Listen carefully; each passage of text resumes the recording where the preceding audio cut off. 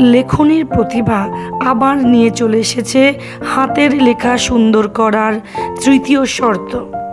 হাতের লেখা সুন্দর করার তৃতীয় শর্ত হলো যে লেখার সময় অক্ষরগুলো খুব বেশি ছোট কিংবা খুব বেশি বড় করা যাবে না।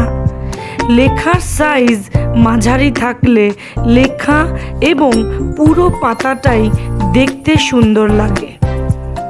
এই শর্তটা তাই মনে রাখলে হাতের লেখাকে খুব সহজেই সুন্দর করা যায়। আর আমার এই চ্যানেলের নতুন বন্ধুরা যারা প্রথম এবং দ্বিতীয় শর্ত মিস করে গেছো, তাদের জন্য সেই টিপসগুলো এই চ্যানেলের ডেসক্রিপশনে লিংক দেওয়া রইল।